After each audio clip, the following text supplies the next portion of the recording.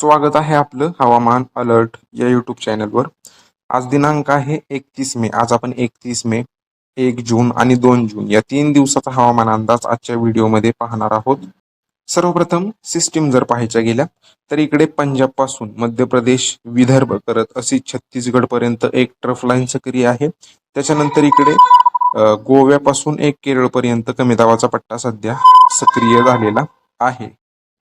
यानंतर पुढील 3 दिवसाचा जर हवामान अंदाज पाहायचा गेला तर आज 31 मे आहे। आज काय परिस्थिती राहील? आज इकडे अमरावती, वर्धा, नागपूर, गोंदिया, गडचिरोली, चंद्रपूर, यवतमाळ हा जो सर्व पट्टा आहे या भागातून तुरळक ठिकाणी मेघगर्जनेसह पावसाचा अंदाज आहे। हा पाऊस सार्वत्रिक नसेल। त्याच्यानंतर जळगावचे उत्तर भाग, नंदुरबार, धुळे या भागात सुद्धा स्थानिक ढग निर्मिती झाली तर मेघगर्जनेसह पावसाचा अंदाज आहे। त्याच्यानंतर इकडे छत्रपती संभाजीनगरचा उत्तर भाग, जालना काही भाग, परभणी, हिंगोली, नांदेडचे काही भाग तुरळक ठिकाणी स्थानिक ढग निर्मिती झाली तर मेघगर्जनेसह पावसाचा अंदाज राहील। आता इकडे जो पाऊस पडणार आहे अहिल्यानगर, बीड, धाराशिव पॅच मध्ये पाऊस पडेल। ढगांचा समूह जसा बनेल त्या भागातच पाऊस पडेल।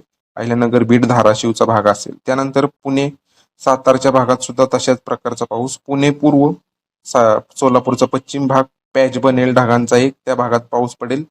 त्याच्यानंतर इकडे सातारचा पूर्व भाग, सोलापूर, सांगलीचे जत, कवठे महांकाळचा जो दक्षिणेकडील भाग आहे या भागात तुरळक ठिकाणी, सांगोलेचा भाग तुरळक ठिकाणी मेघगर्जनेसह पावसाची शक्यता आजसाठी आहे। हा पाऊस सार्वत्रिक नसेल।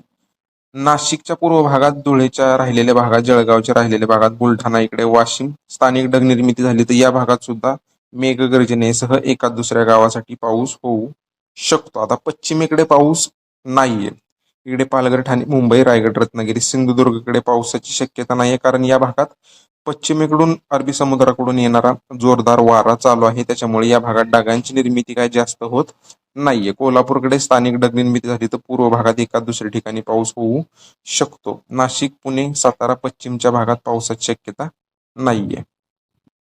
याच्यानंतर 1 जूनला उद्या नंदुरबारचा उत्तर भाग, जळगाव उत्तर भाग, अमरावती, वर्धा, नागपूर, भंडारा, गोंदिया, गडचिरोली, चंद्रपूर, यवतमाळ हा जो सर्व पट्टा आहे या भागातून थोड्या थोड्या क्षेत्रासाठी मेघगर्जनेसह पावसाची शक्यता दिसत आहे। त्याच्यानंतर धुळेचा राहिलेला भाग, जळगाव दक्षिण भाग, बुलढाणा, अकोला, वाशिम, हिंगोली, परभणी, जालना, छत्रपती संभाजीनगरचा उत्तर भाग स्थानिक ढग निर्मिती झाली तर या भागात सुद्धा एका दुसऱ्या ठिकाणी, एका दुसऱ्या गावासाठी मेघगर्जनेसह पावसाचा अंदाज।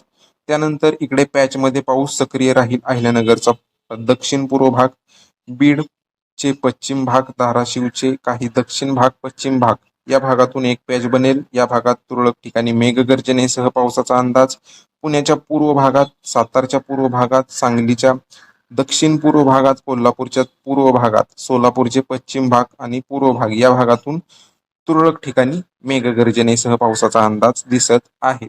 पश्चिमेकडे पावसाची शक्यता 1 जूनला सुद्धा दिसत नाही, हा जो पट्टा आहे या भागातून। आणि त्याच्यानंतर 2 जूनला अमरावती, नागपूर, भंडारा, गोंदिया, गडचिरोली, चंद्रपूर, यवतमाळ मेघगर्जनेसह पावसाची शक्यता थोड्या थोड्या क्षेत्रासाठी, सार्वत्रिक पाऊस नसेल। नंदुरबार, धुळे, जळगाव, छत्रपती संभाजीनगर उत्तर भाग, जालना, परभणी, हिंगोली, नांदेड, बुलढाणा, अकोला, वाशिम सार्वत्रिक नाही, स्थानिक ढग निर्मिती झाली ज्या भागात होईल त्या भागात एका दुसऱ्या ठिकाणी मेघगर्जना व थोडाफार पावसाचा अंदाज दिसत आहे। पुणे पूर्व, सातारा पूर्व, सांगली पूर्व, कोल्हापूरचे पूर्व भाग असतील, सोलापूरचे पश्चिम मध्य भाग, अहिल्यानगरचे दक्षिण पूर्व भाग, बीडचे पश्चिम भाग, धाराशिवचे काही भाग असतील, या भागात लातूरचे काही भाग स्थानिक ढग निर्मिती झाली तर या भागात सुद्धा तुरळक ठिकाणी पावसाची शक्यता राहील। पण हा जो पाऊस आहे 31 मे, 1 जून आणि 2 जूनचा सार्वत्रिक नसेल। आपल्या बाजूच्या गावात पाऊस असेल पण आपल्या गावात नसेल, अशा प्रकारचा पाऊस सध्या सक्रिय झालेला आहे। आणि या 3 दिवसात असाच पाऊस पडणार आहे। मुंबई, ठाणे, पालघरकडे पावसाची शक्यता नाहीये। सिंधुदुर्गकडे पावसाची शक्यता सध्या दिसत नाहीये। काय बदल वाटला तर सांगेल आपण पुढील व्हिडिओमध्ये। नाशिक पूर्व, पश्चिम भाग, पुणे, साताराच्या पश्चिम भागात पावसाची शक्यता नाही। या भागात जोरदार प्रकारचा वारा पश्चिमेकडून येत असल्यामुळे या भागात ढग निर्मिती होत नाही, त्यामुळेच पावसाची शक्यता या भागातून नाहीये। बाकी सध्याच्या अपडेटमध्ये एवढंच। धन्यवाद।